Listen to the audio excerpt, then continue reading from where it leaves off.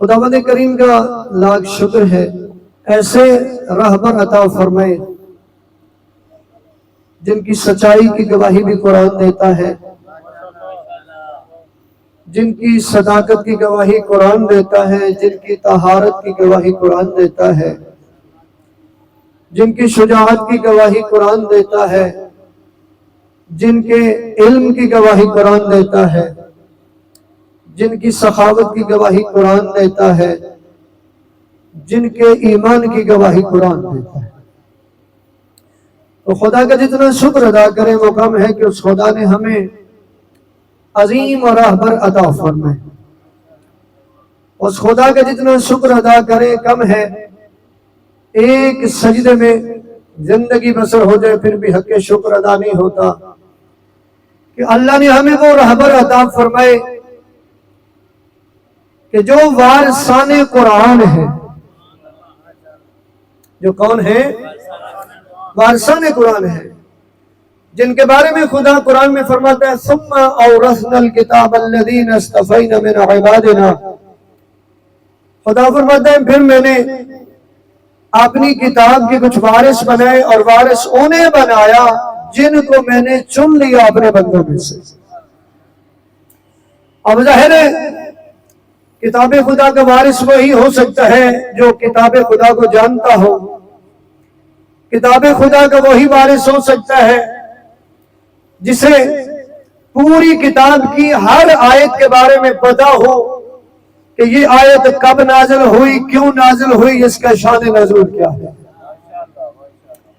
ظاہر ہے یہ بات تاریخ میں کرنے والے آپ کو ملیں گے جو یقیناً آگے چل کے آپ کو سمجھائیں گے بھی، کہ جنہوں نے صرف دعویٰ ہی نہیں کیا کہ ہمیں ایک ایک آیت کا پتہ ہے، بلکہ انہوں نے ایک ایک آیت پہ عمل کر کے بتایا۔ بلکہ ایسی ہستیاں موجود ہیں جنہوں نے کہا کہ میں نے پوری قرآن کی ہر آیت پہ عمل کیا ہے، بلکہ ایک آیت ایسی ہے جس پہ صرف میں نے عمل کیا ہے۔ اور جس قرآن کی بات ہو رہی ہے وہ بڑی عظیم کتاب ہے، کتاب ہدایت ہے، کتاب نصیحت ہے۔ ہدایت کے حوالے سے خدا نے فرمایا ھدی للناس، لوگوں کے لیے ہدایت ہے، اور ابتدا میں فرمایا ھدی للمتقین۔ مطلب کیا ہے؟ مطلب یہ ہے کہ ہے تمام لوگوں کے لیے ہدایت، لیکن یہ جو علیحدہ سے فرمایا ھدی للمتقین، اس کی وجہ یہ ہے کہ ہدایت تو تمام لوگوں کے لیے ہے لیکن ھدی للمتقین، لیکن ہدایت لیں گے متقی لوگ۔ ہدایت کون لیں گے؟ متقی لوگ۔ تو کتاب ہدایت ہے، کتاب نصیحت ہے، ایسی کتاب ہے جس کے بارے میں خدا فرماتا ہے کہ یہ وہ کتاب ہے، یہ وہ کتاب اس میں ہم ایسی چیزیں نازل کرتے ہیں۔ سورہ بنی اسرائیل میں فرمایا وَنُنَزِّلُ مِنَ الْقُرْآنِ مَا هُوَ شِفَاءٌ وَرَحْمَةٌ لِلْمُؤْمِنِينَ۔ خدا متعال فرما رہے ہیں ہم نے ایسی کتاب نازل کی ہے، اس میں ہم ایسی چیزیں نازل کرتے ہیں کہ جو مومنوں کے لیے شفاء ہے اور رحمت ہے۔ کیا ہے جی؟ مومنوں کے لیے شفاء ہے اور رحمت ہے۔ یعنی کہ آپ کو پتہ چلا کتاب رحمت بھی ہے، شفا بھی ہے، لیکن ہے اس کے لیے جو مومن ہے۔ جو کون ہے؟ تو خداوند متعال نے اتنی عظیم کتاب ہمیں عطا فرمائی، اور جب عطا فرمائی تو عطا فرما کے یہ بھی بتا دیا اس کتاب کو معمولی نہ سمجھنا، لا رب ولا یابس الا فی کتاب مبین۔ یہ وہ کتاب ہے جس میں ہر خشک و تر کا ذکر موجود ہے۔ آپ بچے بھی توجہ کیجئے گا،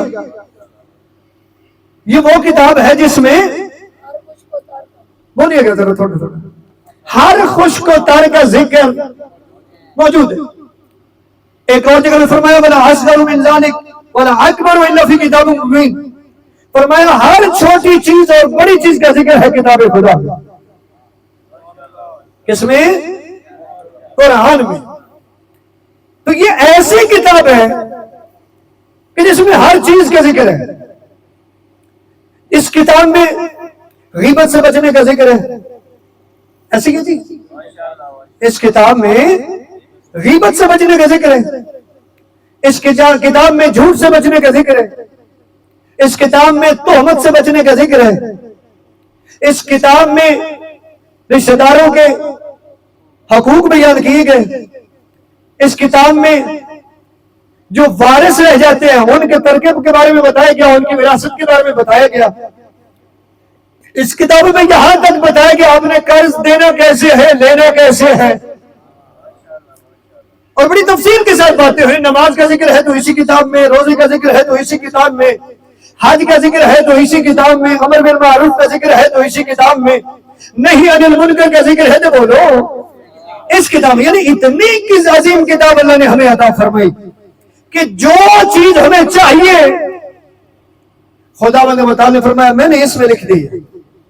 میں نے اس میں ہر چیز موجود ہے. اس میں تو جب ہر چیز موجود ہے تو پھر اس کا مطلب ہے ہمیں اس کی طرف رجوع کرنا ہوگا.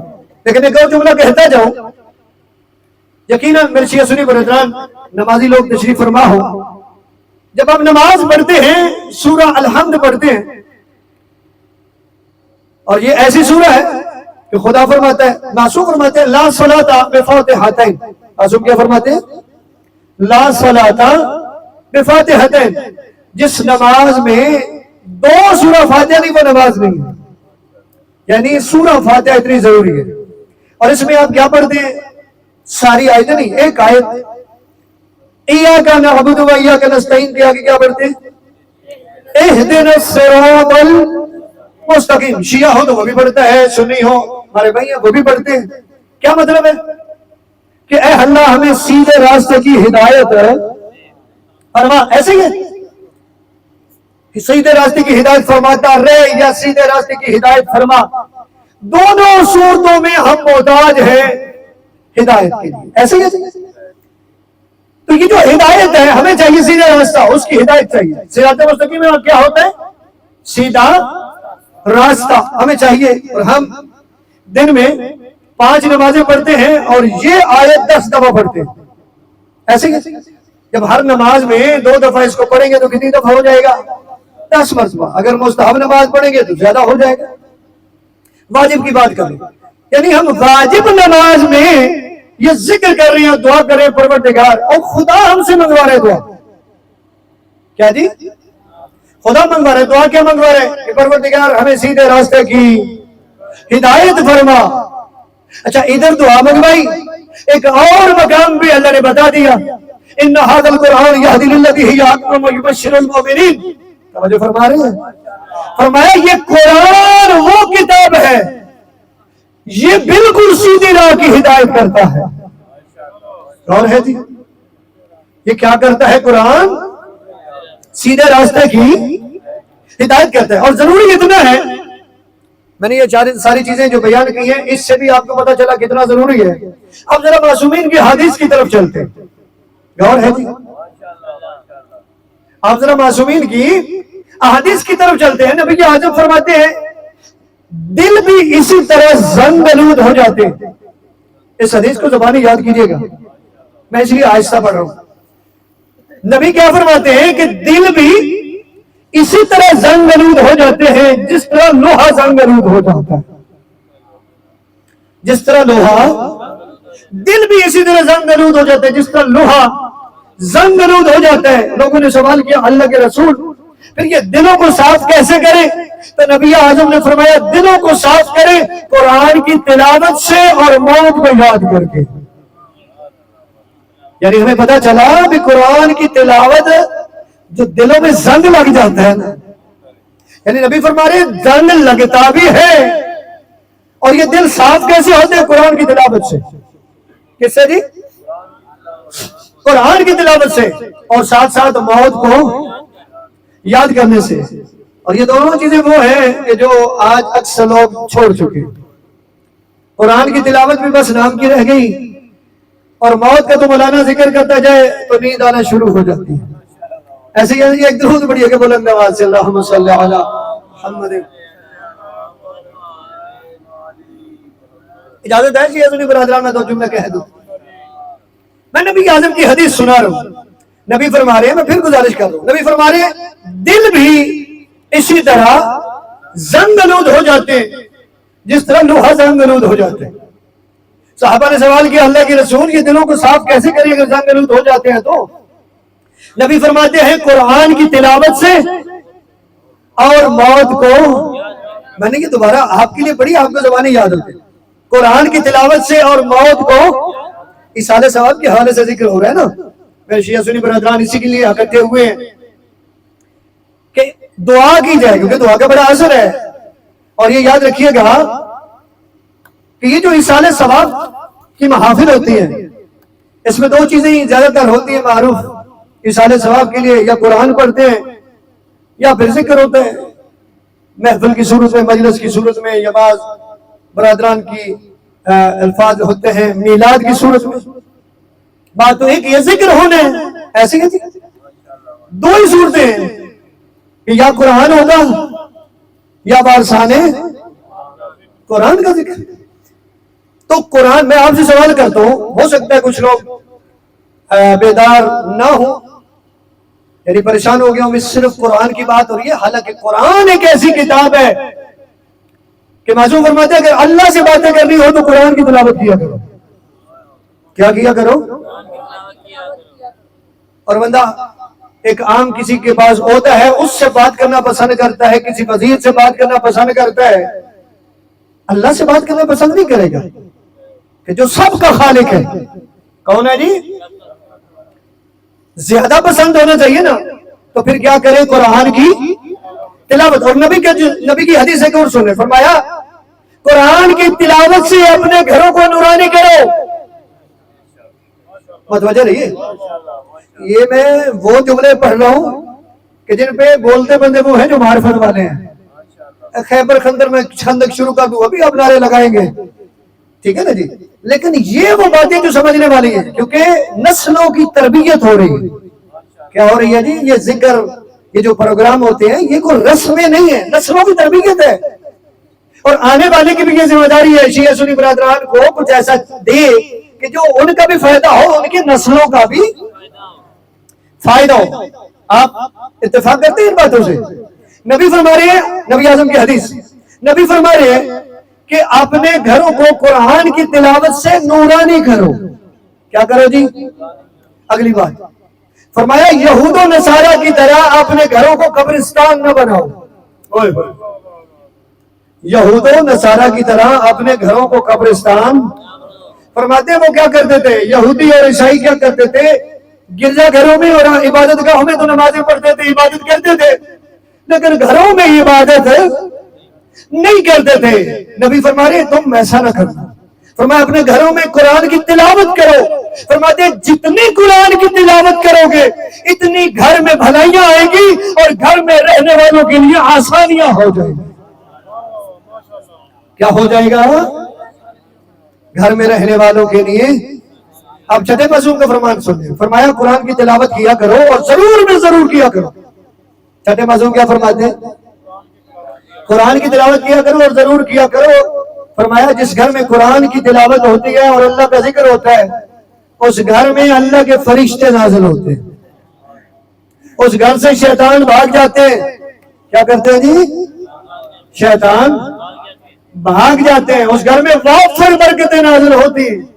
اور فرمایا جس گھر میں قرآن کی تلاوت نہ ہو اور اللہ کا ذکر نہ ہو اس گھر سے شیطان آ جاتے ہیں, ان کی آواز کیا بن جاتی ہے, اور اس گھر میں فرشتے نہیں آتے.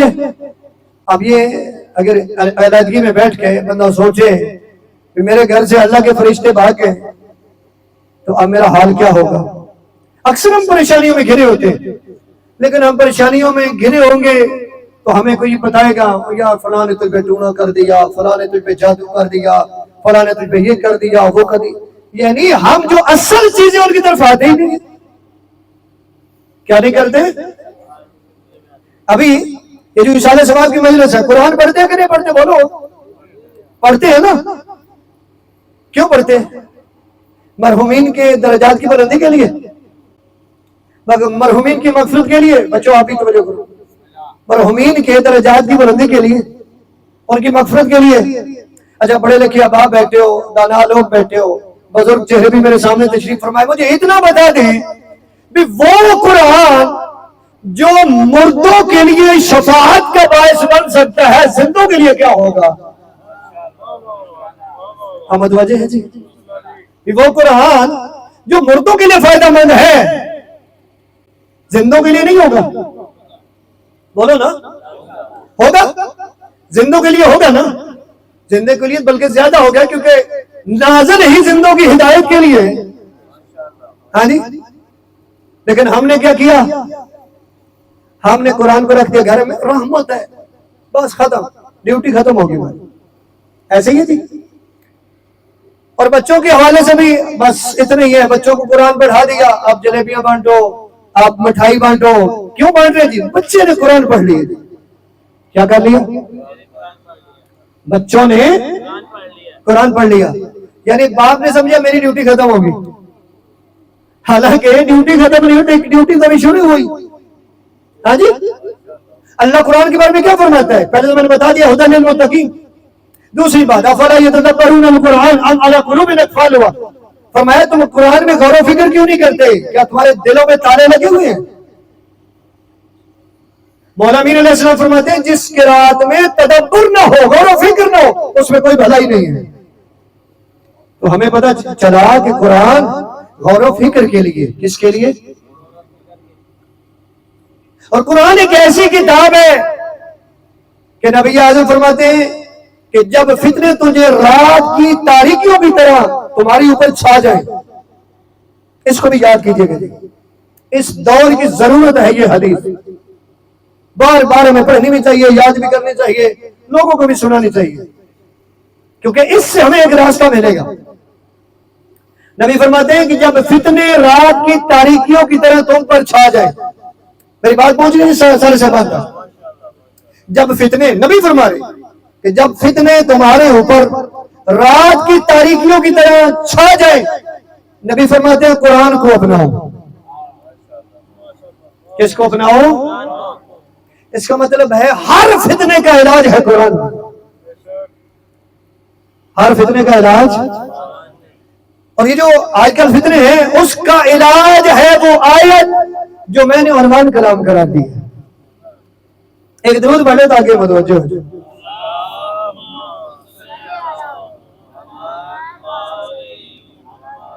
آپ سارے ایک ہی جگہ پر بیٹھتے ہیں، ادھر اٹھو اٹھو ادھر آ جائے، شاباش، اٹھو اٹھو، ادھر درمیان میں جگہ بڑی ہے، اٹھو تو بھی اٹھو، دے یا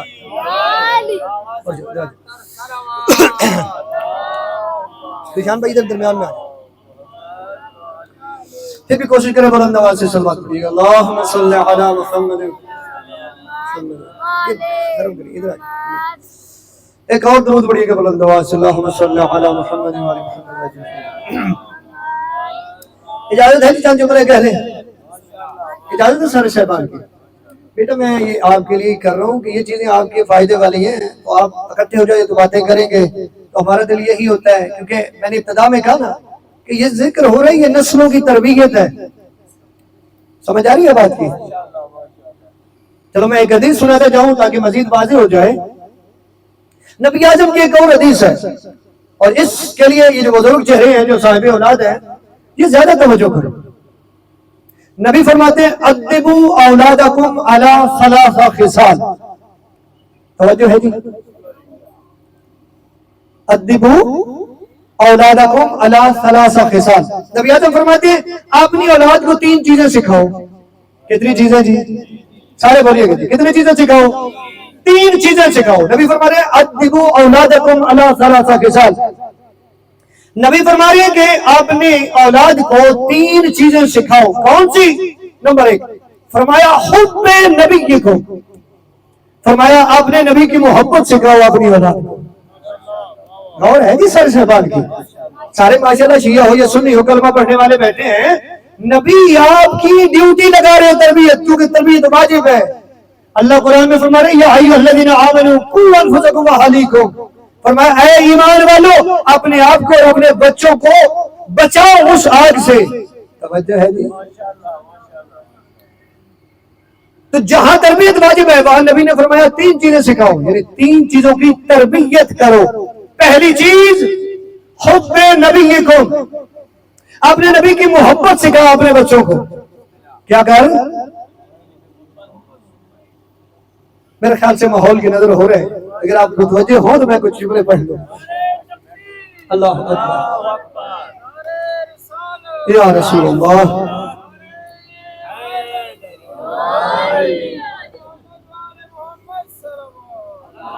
اللہم صلی علی محمد. متوجہ ہیں جی؟ میں سنو. نبی فرما رہے ہیں اپنی اولاد کو 3 چیزیں سکھاؤ. ادبوا اولادکم علی 3 خصال. 3 چیزیں اپنے بچوں کو سکھاؤ. نمبر 1 حب نبیکم، اپنے نبی کی محبت. اس کی بولو، نبی کی محبت. نمبر 2 وَأَهْلِ بَيْتِهِ، اور نبی کے اہل بیت کی محبت. سارے سے بات کی توجہ ہے جی. 2 چیزیں ہوگی، حب نبیکم وَأَهْلِ بَيْتِهِ. اپنی اولاد کو 3 چیزیں سکھاؤ. ایک نبی کی محبت، ایک نبی کی اہل بیت کی محبت، اور تیسری چیز فرمایا قراءۃ القرآن. توجہ ہے؟ اور قرآن کی قراءت یہ سکھاؤ، یعنی قرآن پڑھاؤ اپنے بچوں کو، قرآن سکھاؤ اپنے بچوں کو. اور یاد رکھیے گا، وہ میں پھر گزارش کروں، نبی نے فرمایا جب فتنے رات کی تاریکیوں کی طرح چھا جائیں تو کیا کریں؟ فرمایا قرآن کو اپناؤ. آج اس دنیا میں فتنے تھوڑے ہیں، اب غور نہیں کر رہے. بڑے فتنے، اتنے فتنے ہیں کہ 57 ممالک ہیں مسلمانوں کے، اور مارا کون جا رہا ہے؟ سارے نہیں بول رہے، سارے بولیں گے میرے ساتھ. کون مارا جا رہے ہیں؟ کیا یہودیوں کے بھی اتنے ممالک ہیں؟ یہودی اتنے ہیں، عیسائی اتنے ہیں جتنے مسلمان ہیں. کیوں مارا جا رہا ہے؟ بتائیں مجھے. یہی بات ہے کہ ہماری زبان میں تو کلمہ ہے، زبان میں کلمہ ہے، قرآن کا احترام تو ہے بھی. کہیں توہین ہوگی ہم جناب جلوس تو نکال لیں گے، کیا اس پہ عمل بھی کرتے ہیں؟ اچھا عمل ہے، یہ ذہن میں رکھیے گا. قرآن کے لیے احتجاج کرنا کہیں توہین ہوتی ہے، ہمارا حق واجب ہے ہمارے اوپر، ہم احتجاج کریں. لیکن ہم یہ بھی تو سوچیں کیا قرآن پہ عمل بھی کر رہے ہیں؟ ہاں جی، قرآن پہ عمل. تو اسی وجہ سے ہماری یہ حالت ہے، ہم ایک دوسرے کے گربان پکڑے ہوئے. ایسے ہی نبی فرما رہے جب فتنے اٹھے نا تو کیا کرو؟ قرآن کو اپناؤ. اچھا، میں نے سورہ زمر کی آیت نمبر 17 کا آخری حصہ اور 18 نمبر آیت پڑھی ہے. سورہ زمر کی 17 اور 18 نمبر آیت پڑھیں گے تو آپ کو مل جائے گا. خدا بشارت دے رہے فبشر عباد الذین یستمعون القول فیتبعون احسنہ. یہ جو فتنے اٹھ رہے ہیں نا تو اس کا حل ہے اس میں. کیا جی؟ کیسے؟ خدا فرما رہے فبشر عباد الذین یستمعون القول فیتبعون احسنہ. خدا فرما رہے اے میرے حبیب جنت کی بشارت دے دو ان لوگوں کو کہ جو باتیں سنتے ہیں لیکن عمل اچھی بات پہ کرتے ہیں.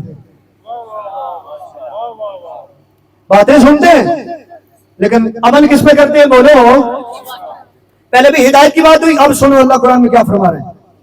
اللہ فرما رہے ہیں اولئک الذین ھداھم اللہ. فرمایا یہی لوگ ہیں جن کو اللہ ہدایت دیتا ہے. کون لوگ ہیں؟ یہی لوگ ہیں جن کو اللہ ہدایت دیتا ہے. اور آگے کیا فرمایا؟ فرمایا اولئک ہم اولو الالباب. اور فرمایا عقل والے بھی یہی ہے. ویسے ہمارے معاشرے میں تو عقل والا جو کاروباری اچھا ہے وہ بھی عقل والا ہے، ٹھیک ہے. جو پھٹی زیادہ لگا لیتا ہے وہ بہت زیادہ عقل والا. توجہ ہے سارے سے؟ ہاں جی، ایسے ہی جی. ہمارے تو کچھ اور ہے نا، لیکن اللہ کسے عقل مند کہتا ہے؟ مگر نا اگر آپ انڈیا میں دیکھ لیں اسمبلی ہال، وہ جو جتنی تقاریر کر رہے ہوتے ہیں ایسی باتیں کر رہے ہوں گے آپ دل کرے کہ ہم سنیں، لیکن وہی عقل والی تقریریں کرنے والا گھر آ کے بت کے آگے جھک جائے گا کہ صاحبان عقل میں سے ہے. نہیں، اللہ کی نظر میں صاحبان عقل کون ہے؟ فرمایا صاحبان عقل وہ ہے اور اللہ اسے ہدایت کرتا ہے کہ جو سنتا تو سبھی کی ہے، عمل کس میں کرتا ہے؟ جو اچھی بات ہے. ایسے ہی ہے. میرے شیعہ سنی برادران کہتے ہیں اس کا مطلب ہے اللہ نے ہمیں یہ بتا دیا ہے، کیونکہ ہمارے یہاں تو یہی ہے، شیعہ ہے وہ سنی کی نہیں سنے گا، سنی ہے وہ شیعہ کی نہیں سنے گا. اللہ کہہ رہے سنو سبھی کی. کیا کرو؟ سنو سبھی کی. عمل کس میں کرو؟ سارے بولو. اب یہ جو میں باتیں کر رہا ہوں قرآن کی باتیں کتنی اچھی بات ہے، سبھی کو سننی چاہیے نا. اب یہ جو آیت میں پڑھی کتنی اچھی بات ہے کہ ہم تو ہر چھوٹی بڑی بات پہ فلاں کافر ہے، فلاں مشرک ہے، فلاں منافق ہے، وہ ہو گیا وہ پتہ نہیں کتنے کتنے فتوے ہیں جو ہماری جیب میں ایسے نکالتے تو دے دیتے. ایسے ہی اللہ کیا کہہ رہے ہیں؟ اللہ یعنی میں اپنے انداز میں سمجھا رہا ہوں، یعنی اللہ کہہ رہے ہیں یہ فتوے نہ بانٹتے پھرو، سبھی کو دیکھو، سنو سبھی کو. عمل کس میں کرو؟ سارے بولو نا، اچھی بات پہ. کیوں؟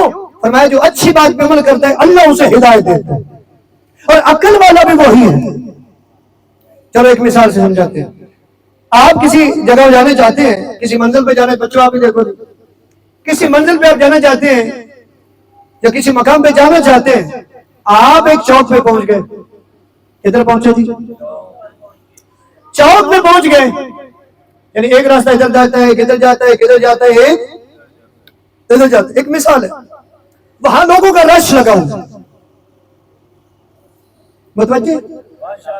چوک پہ آپ پہنچے، آپ نے کسی جگہ پہ جانے، پتہ نہیں ہے کہ وہ راستہ کون سا ہے جس راستے میں میں نے اپنی منزل پہ جانا.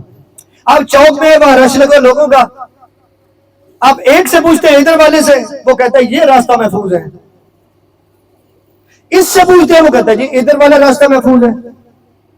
ادھر والے سے پوچھتے ہیں، وہ کہتا ہے جی یہ راستہ محفوظ ہے، اس راستے سے جاؤ. ادھر والے سے پوچھتے ہیں، وہ کہتے ہیں ان کو چھوڑو، ادھر آؤ، یہ راستہ محفوظ ہے. آپ کیا کریں گے؟ آپ سے سوال ہے، آپ نے جانا بھی منزل پہ، آپ کیا کریں گے؟ ایسے آنکھیں بند کر کے ایک راستے پہ چل پڑیں گے؟ ہاں جی، آپ کیا کریں گے؟ آپ سبھی کی باتیں سنیں گے. توجہ جی، توجہ میری طرف. آپ کیا کریں گے؟ سبھی کی باتیں سنیں گے، لیکن عمل کس پہ کریں گے؟ جس کی باتوں میں سچائی نظر آئے گی. ایسے ہی یعنی آنکھیں بند کر کے آپ نہیں چلیں گے. یعنی آپ دیکھیں گے، سبھی کو دیکھیں گے، یہ بندہ جو بول رہا ہے اس کے چہرے پہ جھوٹ تو نہیں لگ رہا، کیونکہ جھوٹ بولنے والا چہرے سے بھی نظر آ جاتا ہے کہ یہ جھوٹ بول رہے ہیں. ایسے ہی ہے. اور سچ بولنے والا بالکل ایسے ہی ہے کہ جیسے کوئی تقریر کرنے والا پرچی کے اوپر سے جو لکھا ہوا پڑھ رہا ہو، تو وہ دل کی بات تو نہیں کہہ رہا، وہ تو لکھا ہوا پڑھ رہا ہے، لیکن ایک پرچی کے بغیر پڑھ رہا ہے، اس کے جذبات شامل ہوتے ہیں نا. تو برادران یہ چاروں راستے ہیں آپ کے پاس، لیکن آپ دیکھیں گے کہ ان میں سچا کون ہے. لیکن کیا ایسی سچا باتیں سبھی کی سنیں گے؟ کس کی بات میں صداقت ہے؟ اس کے لیے ہمیں کیا کرنا پڑے گا؟ باتیں سبھی کی سننی ہوگی. ایسے ہی ظاہر ہے یہ دنیا امتحان ہے، اس دنیا میں ہم آئے ہیں، ہمارا امتحان ہو رہا ہے. اللہ کہہ رہے ہیں الذی خلق الموت والحیات لیبلوکم ایکم احسن عملا. میں نے زندگی اور موت کو اس لیے خلق کیا ہے تاکہ میں تمہیں آزماؤں تم میں سے بہتر عمل کون کرتا ہے. اب یہ بہتر عمل بھی تو وہی ہوگا نا جب بتانے والے نے صحیح بتایا ہوگا. ایسے ہی جب بتانے والے نے صحیح نہیں بتایا تو ہم کرتے بھی رہے تو مسئلہ تو ہو جائے گا. اس کے لیے ہمیں کیا کرنا ہوگا؟ سبھی کی باتیں سننی ہوگی. اس کے لیے ہمیں فرقہ واریت سے نکلنا ہوگا. توجہ ہے جی. شیعہ ہے اس کا حق بنتا ہے میلاد میں جائے، اہل سنت ان کا حق بنتا ہے ذکر میں آئے، تاکہ ان کی بات سنیں، آپ ان کی بات سنیں، پھر تحقیق کریں. جو بھی صحیح بات ہے وہ لے لو. توجہ ہے جی.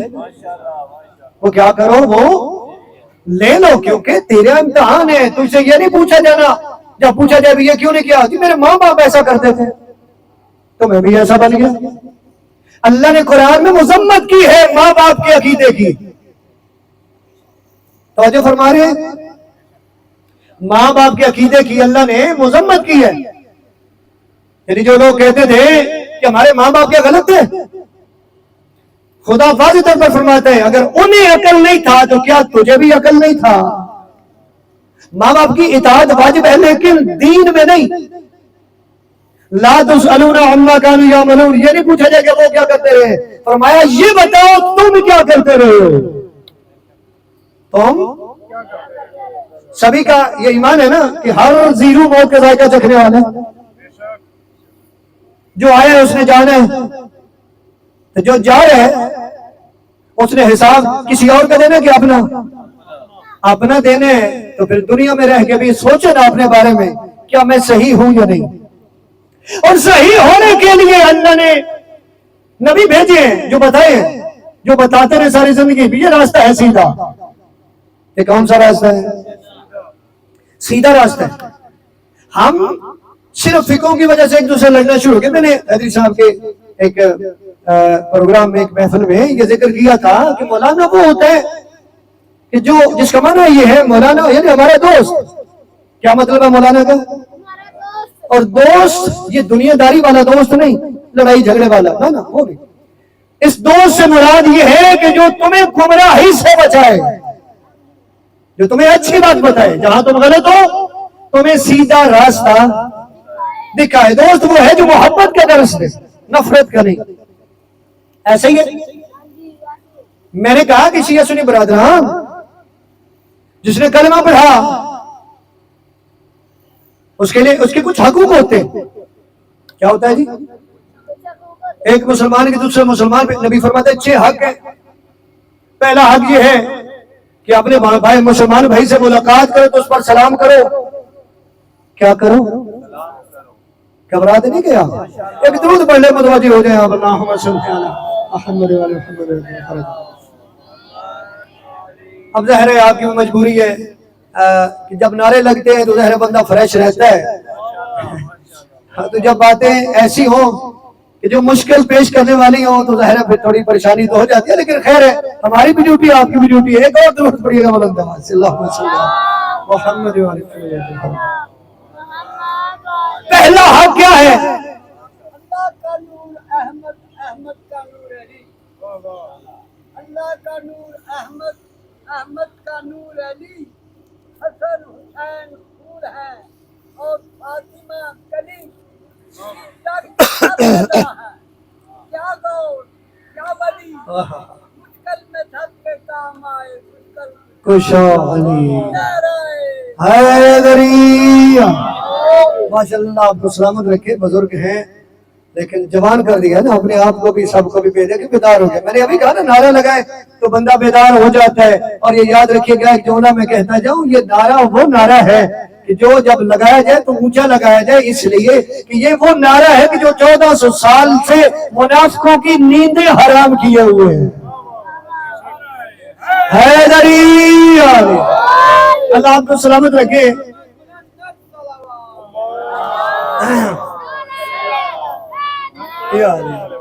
میں وہ باتیں کر رہا ہوں کیونکہ یہ جو اشارے ثواب کی محافل ہوتی ہیں ان میں کچھ ایسی باتیں ہوتی ہیں کہ جو بہت ضروری کرنے والی ہوتی ہیں۔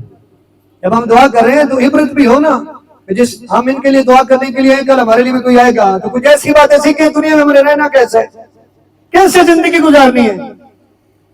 توجہ ہے جی؟ پہلا حق مسلمان کا جب اس سے ملاقات کرے تو کیا کرے؟ سلام۔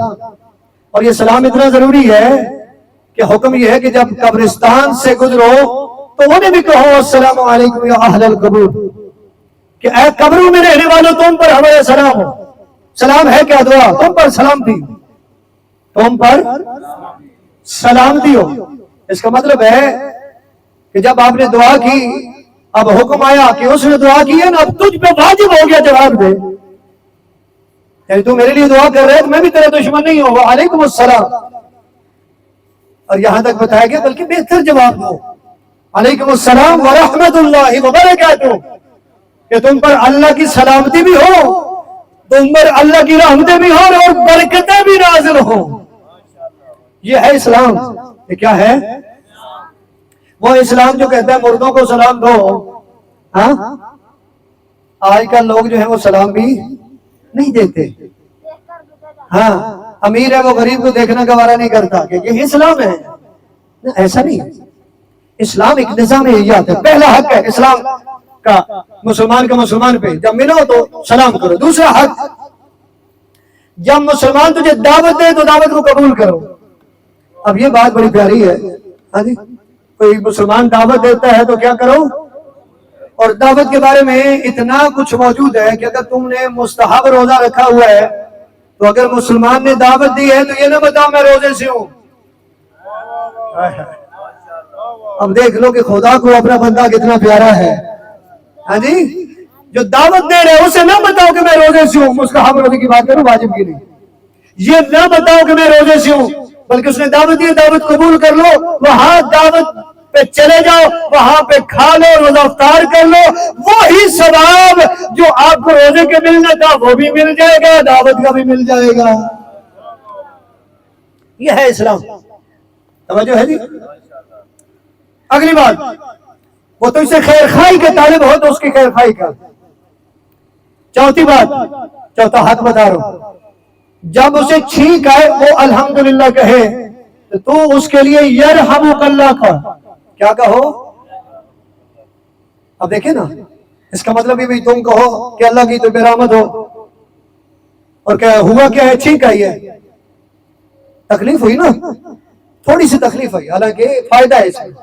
لیکن اللہ نے کہا میرا بندہ جو ہے اس کو تکلیف ہوئی ہے اس کا بھی میں نے ثواب رکھا ہے. میں نے کیا رکھا ہے. اتنا پیار کرتا ہے اپنے بندے سے اتنا جلدی جلدی جہنم میں نہیں بھیجے گا. لیکن اگر ان باتوں پہ عمل کرو تو اتنا جلدی نہیں بھیجے گا جہنم میں. لیکن کوشش کریں کہ یہ مسلمان کے حقوق ہیں ان کو ادا کریں. اگلی بات جب بیمار ہو جائے تو اس کی عیادت کرو. ہاں جی آج تو ٹائم ہی نہیں ہے نا مومن بھائی کے لیے مسلمان بھائی کے لیے. ایک روایت میں حدیث میں ہے کہ بروز محشر ایک بندہ اس سے پروردگار سوال کرے گا کہے گا میں بیمار تھا تو نے مجھے پوچھا نہیں تیمارداری نہیں کی. وہ بندہ حیران ہو جائے گا پروردگار تو بھی بیمار ہوتا ہے تو بھی بیمار ہوتا ہے. خداوند متعال نے فرمائے گا اے میرے بندے میرا فلاں بندہ بیمار ہوا تھا اگر تو اس کی تیمارداری کے لیے چلا جاتا تو مجھے اس کے سرانے پاتا مجھے اس کے سرانے پاتا. یہ ہے پیار اللہ کا. لیکن اتنے وسیلہ بنائے آپ کو بخشنے کے لیے آپ کی درجات بلند کرنے کے لیے آپ کو ثواب دینے کے لیے. بیمار ہو جائے حق ہے اس کی تیمارداری کی. فرمایا جب وہ مر جائے دنیا سے چلا جائے اس کے جنازے کے ساتھ چل تشییع جنازہ کر. یعنی یہ سارے حقوق ہیں اور یہ کس کے حقوق ہیں کہ جو مسلمان ہو گیا. ایسے ہی ہم پڑ گئے جھگڑوں میں یہ شیعہ ہے یہ سنی ہے یہ وہابی ہے یہ فلاں ہے فلاں. کتنا عظیم جملہ کہا مفتی اسحاق صاحب اللہ ان کو غریق رحمت کرے فیصلہ آباد والے. جب لکھا جا رہا تھا نا جگہ جگہ فلاں کافر شیعہ کہہ رہے وہ کافر سنی کہہ رہے وہ کافر. انہوں نے کہا ایسے ہی نہیں کافر ہو جاتا. توجہ ہے اب سارے متوجہ ہیں جن جملہ سننا چاہتے ہیں. انہوں نے کہا ایسے ہی بندہ نہیں کافر ہو جاتا. فرمایا جن جملوں کی وجہ سے مسلمان ہوا تھا اگر اس کا انکار کرے تو کافر ہوگا وگرنہ نہیں کافر. اور وہ جملے کون سے جن کی وجہ سے بندہ مسلمان ہوتا ہے. اشہد ان لا الہ الا اللہ وحدہ لا شریک لہ واشہد ان محمدا عبدہ ورسولہ. کیا مطلب ہے؟ میں گواہی دیتا ہوں کہ اللہ کے علاوہ کوئی معبود نہیں. میں گواہی دیتا ہوں کہ اللہ ہے کہ اس کے علاوہ کوئی اللہ نہیں. میں گواہی دیتا ہوں اللہ لا شریک ہے اس کا کوئی شریک بولو نہیں ہے. میں گواہی دیتا ہوں محمد اللہ کے رسول اور اس کے عبد ہے. مفتی اسحاق صاحب کہتے ہیں یہ گواہی دی تو وہ کافر مسلمان ہو گیا. اب فرمایا اتنا جلدی جو ہے کوئی کافر نہیں ہوگا. کافر تب بھی ہوگا جب اس چیز کا انکار کر دے گا.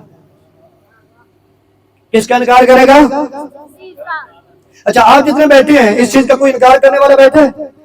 اچھا میں نے اب جملے کہنے ہیں آپ نے صرف ہاتھ کھڑے کر کے جواب دینے.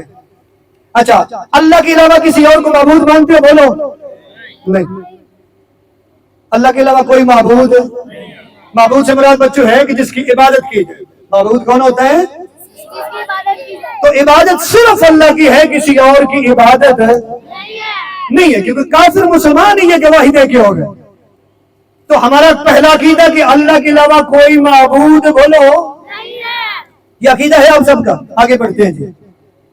دوسرا عقیدہ، خدا کے علاوہ کوئی خدا، اچھا آپ میں سے کوئی ہے ایسا عقیدہ والا؟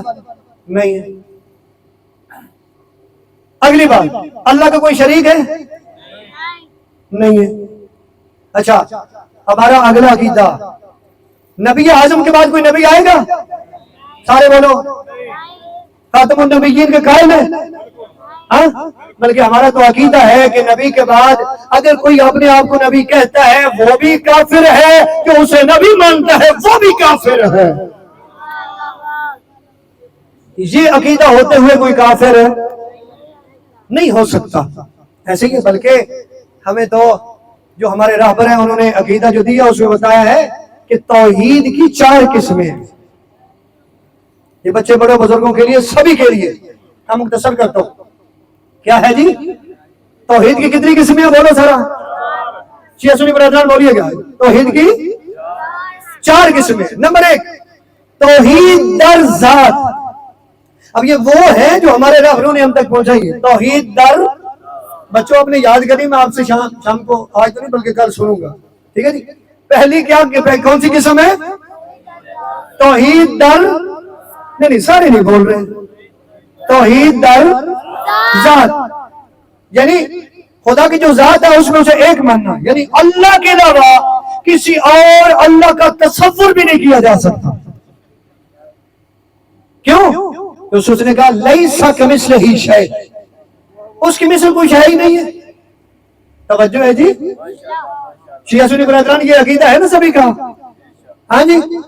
بلکہ ہمارے تو معصوم امام فرماتے ہیں کہ اللہ کے بارے میں اپنے ذہن میں تم کوئی شبیہ بھی نہیں لا سکتے۔ 5ویں امام فرماتے ہیں کیوں؟ یہ جو شبیہ تمہارے ذہن میں آئی ہے یہ تیری پیداوار ہے، یہ تیرے ذہن کی پیداوار ہے، یعنی پیداوار ہے یعنی تیری مخلوق ہے یہ تیرے ذہن کی۔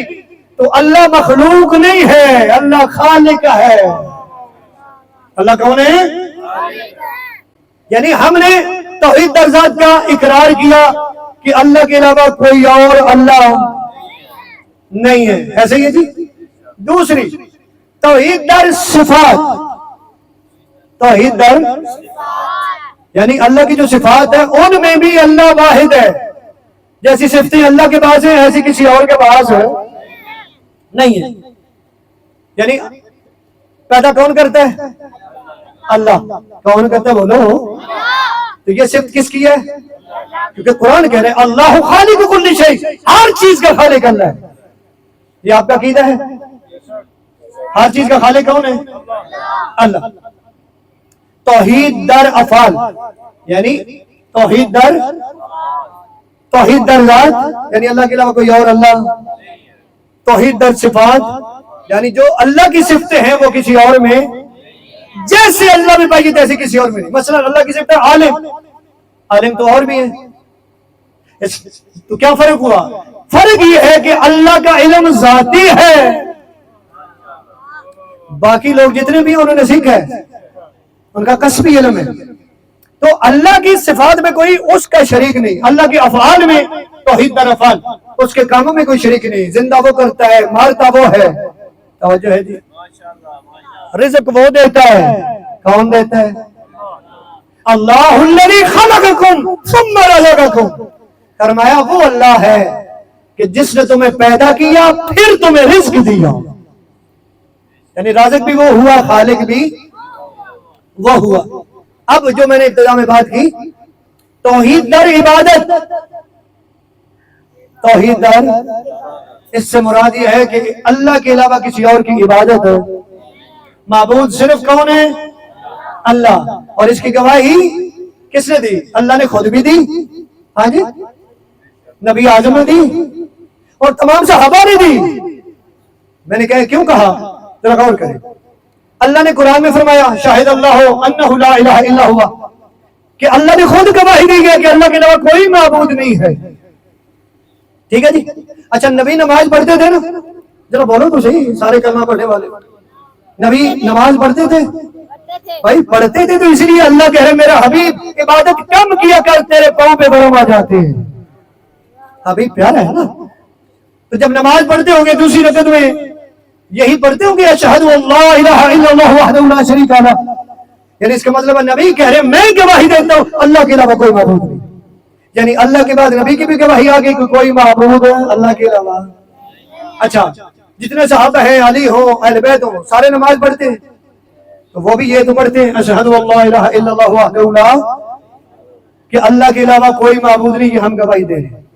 تو برادران یہ ہے ہمارا عقیدہ توحید پہ. مجھے یہ بتاؤ پھر مفتی اسحاق صاحب کی وہ بات وہ کہتے ہیں جو اس کا انکار کرے گا وہ کافر ہوگا. تو میرا بھائی اس کو دیکھیں جو میں نے آیت بیان کی ہے سورہ زمر کی. اللہ کہہ رہے باتیں سبھی کی سنو لیکن اچھی بات پہ عمل کرو. قرآن کی باتیں بہترین باتیں عمل کرو. اور جس کے قلب پہ اللہ نے قرآن نازل کیا اس کی بہترین باتیں اس پہ عمل کرو.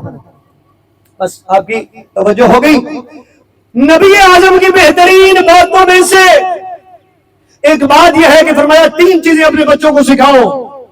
نبی کی محبت, اہل بیت کی محبت اور قرآن کی قرات یعنی قرآن سکھاؤ.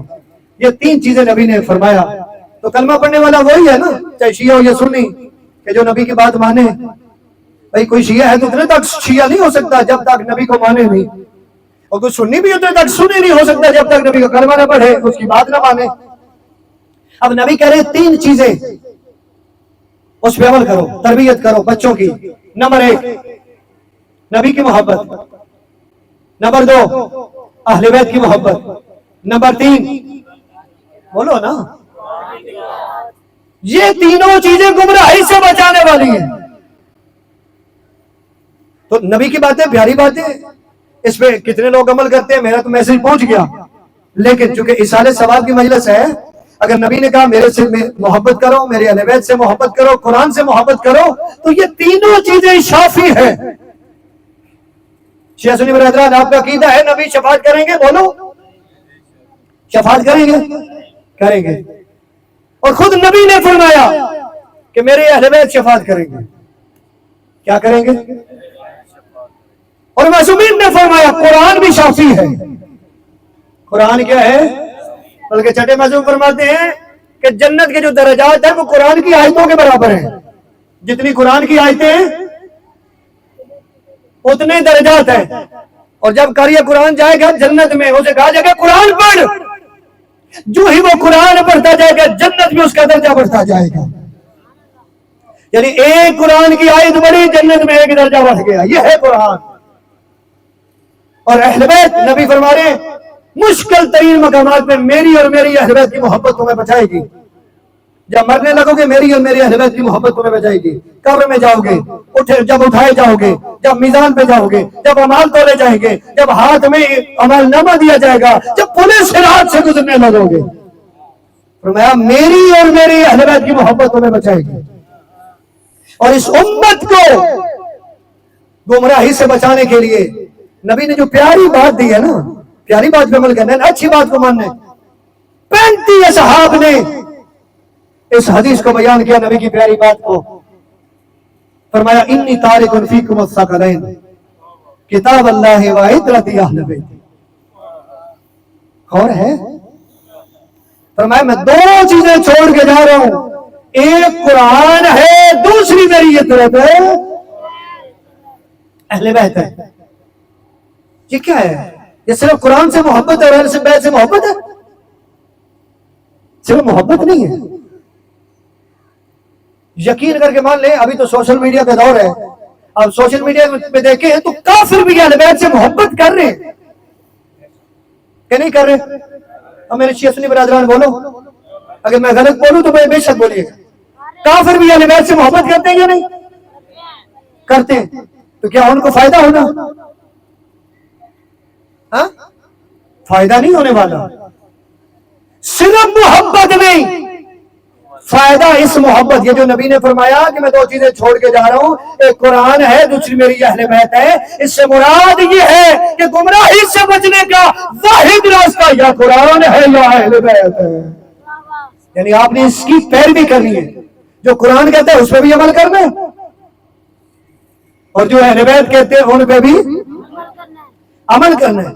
اور فرمایا یہ دونوں چیزیں کبھی جدا نہیں ہوں گی، یہ اکٹھی نہیں گی. کب تک؟ فرمایا حوض کوثر تک.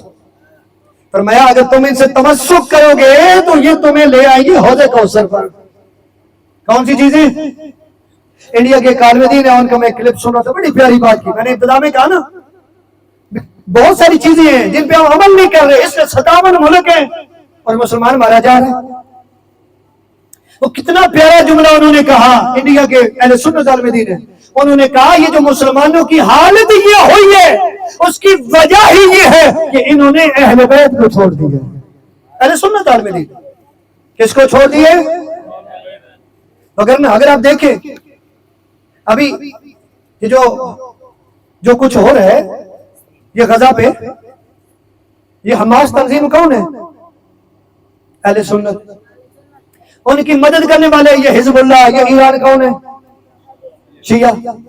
ہاں جی، کتنا پیارا درس دیا نا انہوں نے، شیعہ اور سنیوں نے مل کے. بھائی کبھی ہم سوچتے بھی ہیں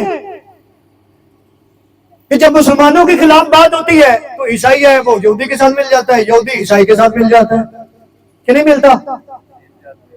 تو انہوں نے اکٹھے ہو کے دنیا کو بتایا اب اختلاف ہوں گے ہمارے، لیکن یہودی ہمارا مشترکہ دشمن ہے، ہم ایک ہیں. ہم کیا ہیں؟ ایک ہیں. لیکن کتنے مسلمان ہیں جو سوئے ہوئے ہیں؟ کیوں؟ اس لیے سوئے ہوئے ہیں کہ صرف قرآن سے محبت ہے، اہل بیت سے صرف محبت ہے، عمل کچھ نہیں ہے. قرآن نے نہیں بتایا کہ اے مومنوں، اے مسلمانوں، سورہ آل عمران کی 28 نمبر آیت، فرمایا اہل ایمان کو چھوڑ کے کافروں کو اپنا دوست نہ بناؤ. کیا کلمہ پڑھنے والوں نے اس پہ عمل کیا؟ بولو.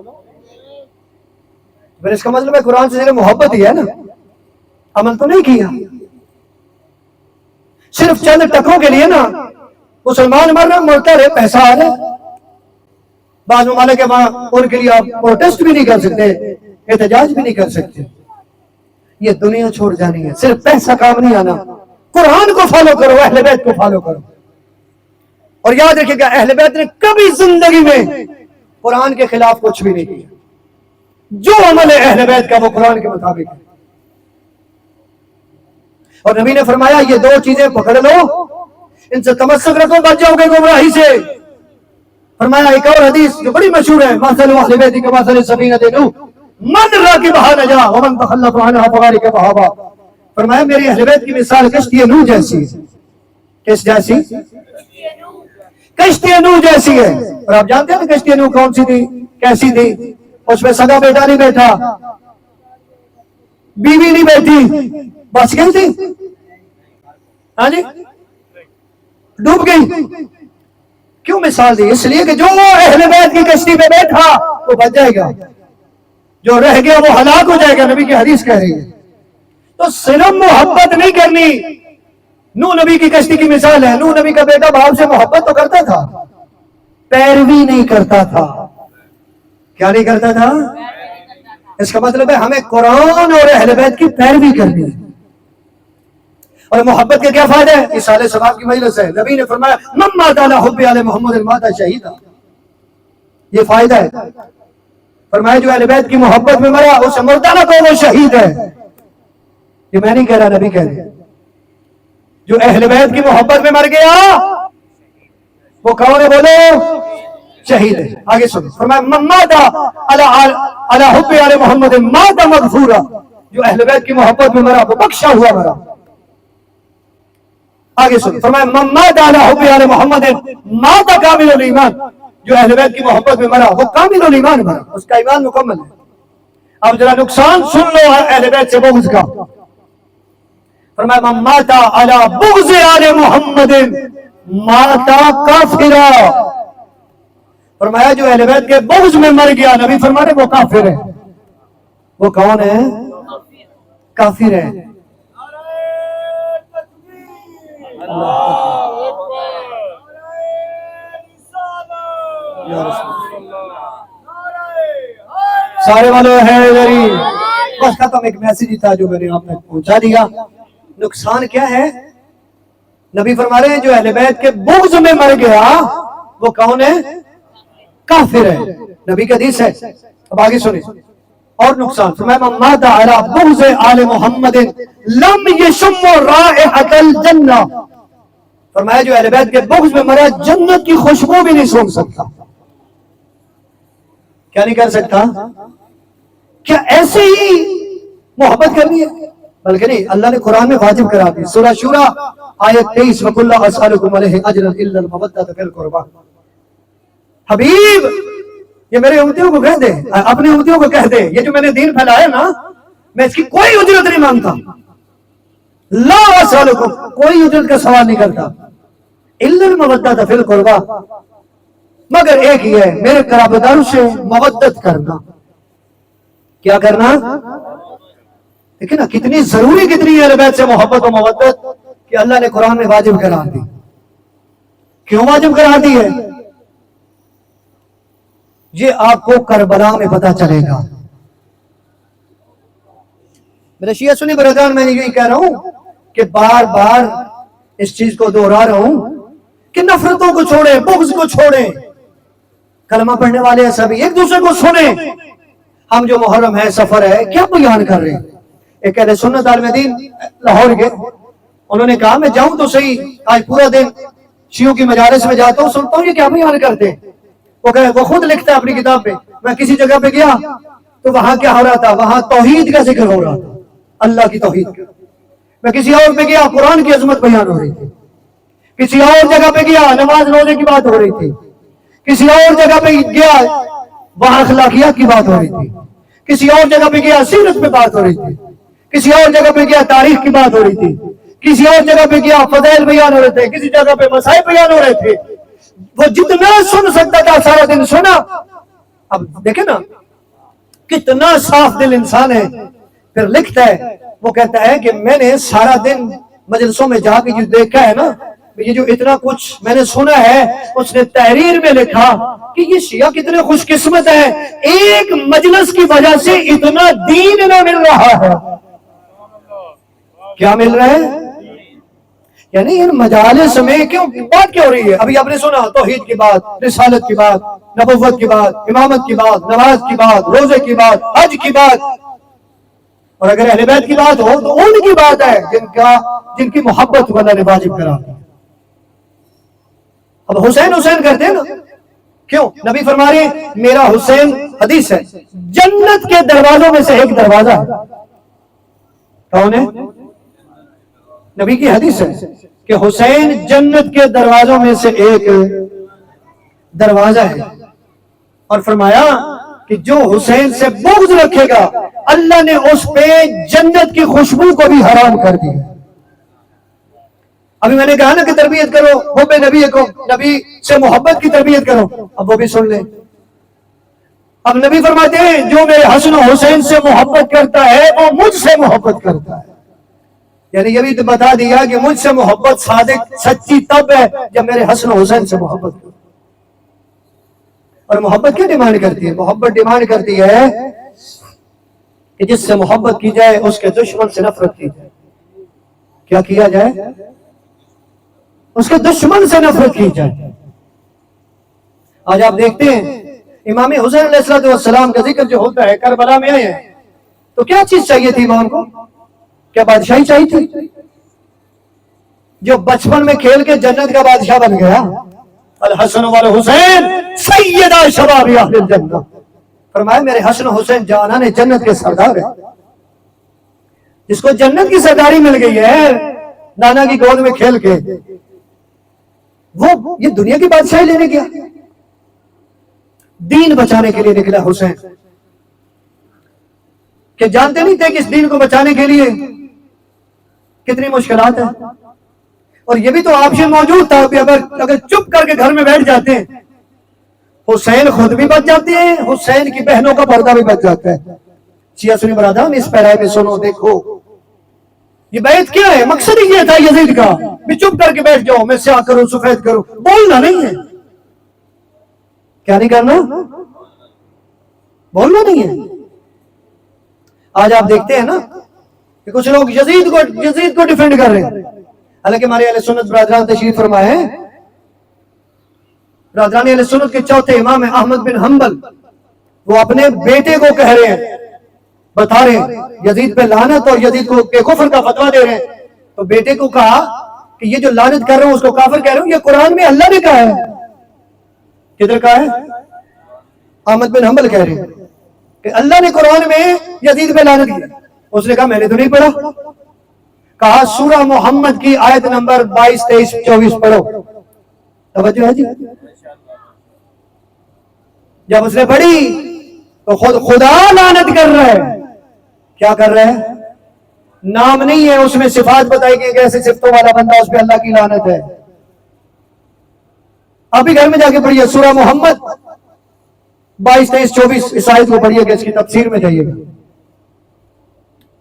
बरदरान, आज यजीद को डिफेंड किया जा रहा है और सादा लोगों को गुमराह किया जा रहा है। भाई एक साइड में जन्नत के सरदार है हुसैन, नबी फरमाए जन्नत का दरवाजा है हुसैन, दूसरी साइड पे यजीद है। हमें कोशिश है कि मोहब्बत ये नहीं है कि यजीद को मान ले हुसैन को भी मान। मोहब्बत ये है कि नबी फरमाते हैं कि मोहब्बत ऐसे करनी है कि इनकी खुशी में खुश होना है, इनकी गमी में। और इस गमी के बारे में नबी की हदीस है, नबी फरमाते हैं ऐ मेरी बेटी फातिमा, कयामत वाले दिन वो आंख नहीं रोएगी जो मेरे हुसैन को रोई होगी।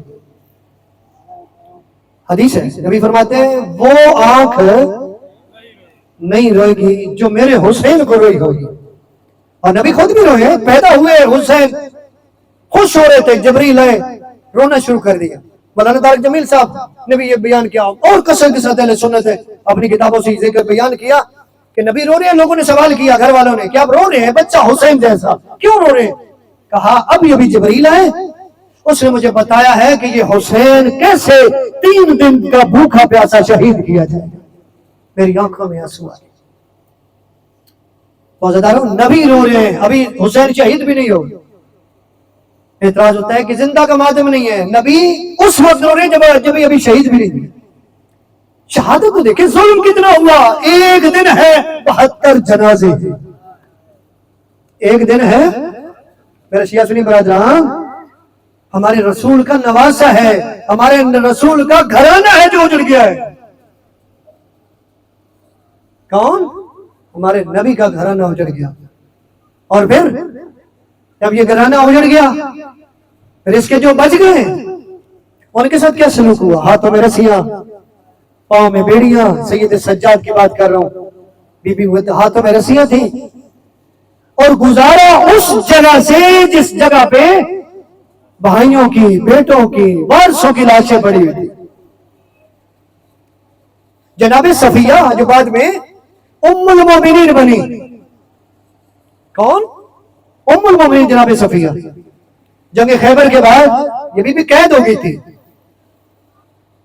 ये बहुत बड़े आदमी था, उसकी बेटी थी, सरदार था।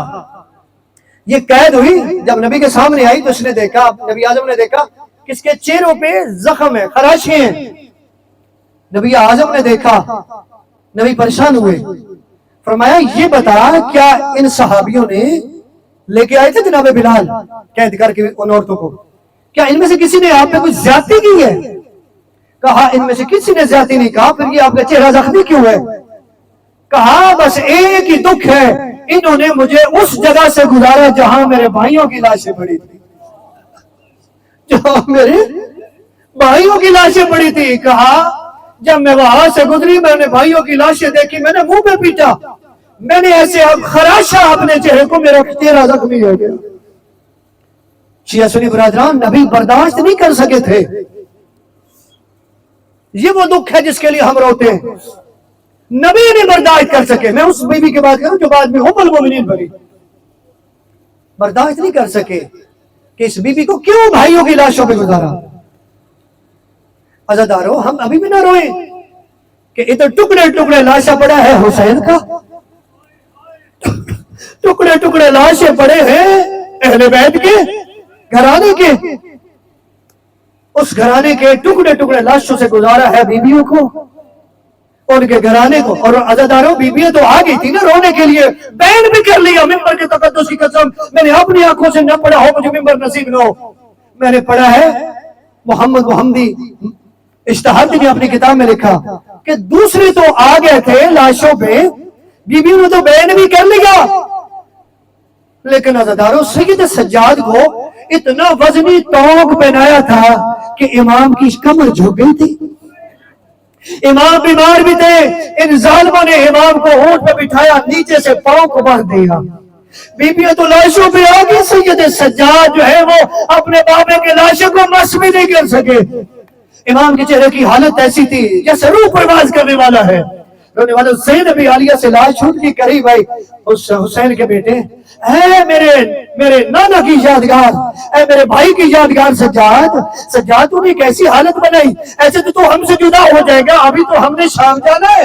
اور رونے والے سید سجاد کہتے ہیں پھوپھی اماں میں کیا کروں، ان مراؤنوں نے اپنے نجس لاشیں دفن کر لیے، سامنے دیکھ میرے بابا کا لاشا میں گورو دفن. اجرکم اللہ، اجرکم اللہ. عزاداروں بیویوں پہ یہ ظلم ہوا، کربلا سے کوفہ، کوفہ سے شام، بیویوں کی حسرت رہی ہے، کسی نے جی بھر کے پرسہ بھی نہیں دینے دیا. حسرت رہی ہے کہ کوئی آئے مجھے پرسہ دے دے، کوئی کہہ دے کہ اے بی بی تیرے حسین کا بڑا ارمان ہے. عزاداروں دو مقامات ایسے تھے شیعہ سنی برادران جہاں پہ کچھ حد تک بی بی کو پرسہ دیا گیا. میں یہ نہیں کہہ سکتا بھی کما حق کو ہوں اتنا روئی ہے، اتنا پرسہ ملا ہے جتنا حق بنتا تھا، کیونکہ جب قیمت پتا چلے گی نا تجھے بھی حسین کی کیا قیمت ہے، پھر تو یہ طے کرے گا نا بھئی یہ حق ادا ہو گیا. بھئی کچھ حد تک پرسہ ملا ہے. وہ جگہ کون سی جب رہا ہو گیا ہے نا کربلا، تو ان بیویوں کے آنے سے پہلے کربلا میں روایت کہتی ہے جابر بن عبداللہ انصاری بزرگ ہو چکے تھے، وہ زیارت کے لیے آئے ہوئے تھے، چونکہ قبریں بن چکی تھی نا کربلا والوں کی.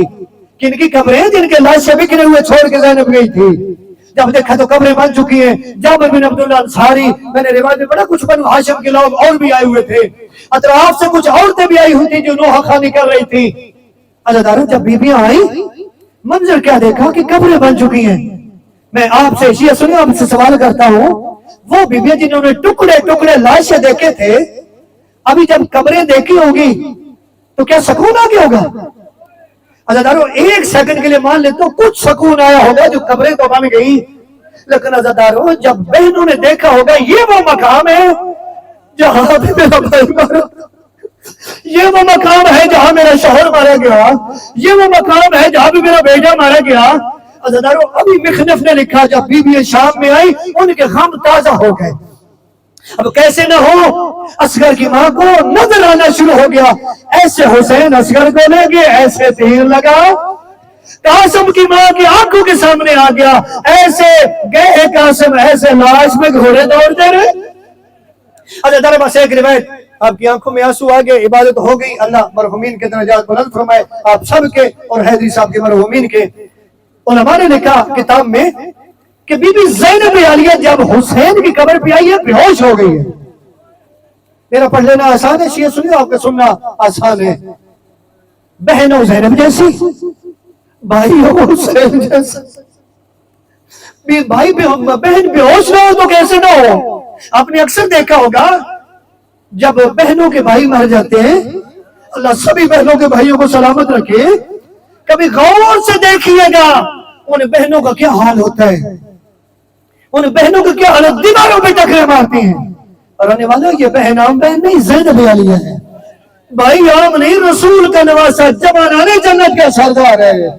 بہن وہ ہے جسے کسی نے جی بھر کے پرسہ نہیں دیا، کسی نے رونے نہیں دیا. اسے آج موقع مل رہا ہے کہ میں حسین کو جی بھر کے روں گی، مجھے پرسہ دیں گے یہ جو لوگ آئے ہوئے. رونے والے بی بی روتی روتی بے ہوش ہو گئی. अज़ादारों, मैंने रिवायत में पढ़ा कि बीबी को अभी होश नहीं आया था, चंद बीबियां और ये मंजर देख के वो बेहोश हो गई। जब बीबियां बेहोश हुई, यहाँ पे रिवायत का जुमला नहीं, मेरा दिल कहता है क्यों बेहोश हुई होगी। अज़ादारों, जैसे दूसरी बीबियों के सामने वो मंजर आया अल्लाह, ऐसे ही मेरा दिल कहता है कि जब ज़ैनब आलिया ने हुसैन की कब्र देखी होगी ना, वो सारा मंजर सामने आ गया। ऐसे मेरे सर पे कुरान था, ऐसे 70 कदम का फासला था, ऐसे हुसैन के नाजुक बदन पे तीर लग रहे थे, ऐसे हुसैन पे नेज़े लग रहे थे, ऐसे हुसैन के बदन पे पत्थर लग रहे थे, ऐसे शिपर मेरे हुसैन के सीने पे बैठा था, ऐसे हुसैन के गले पे खंजर चल रहा था, ऐसे मेरे हुसैन ने पानी मांगा, ऐसे मेरे हुसैन की लाश पे घोड़े, ऐसे मेरे हुसैन के लोग सर के दे दो। अला लानतुल्लाहि अलल कौमिज़ ज़ालिमीन व सयअलमुल लज़ीना ज़लमू अय्युम मुनक़लिबिन यनक़लिबून।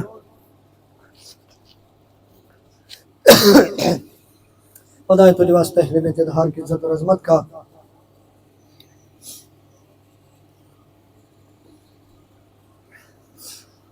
हैदरी साहब के इस पर खुलूस एहतमाम को कबूल फरमा। खुदा इनके तौफीक़ात खैर में इजाफा फरमा। खुदा इनका साया इनके बच्चों के सरों पे कादिर कायम दायम फरमा। खुदा इनकी मुश्किलात को आसान फरमा। खुदा तुझे वास्ते है में तेरे की इज्जत और अजमत का इनकी परेशानियों को दूर फरमा, इनकी मुश्किलात को दूर फरमा। परवरदिगार आप सब की मुश्किलात को दूर फरमा। खुदा परवरदिगार आप सब के मरहूमीन के दर्जात बुलंद फरमा।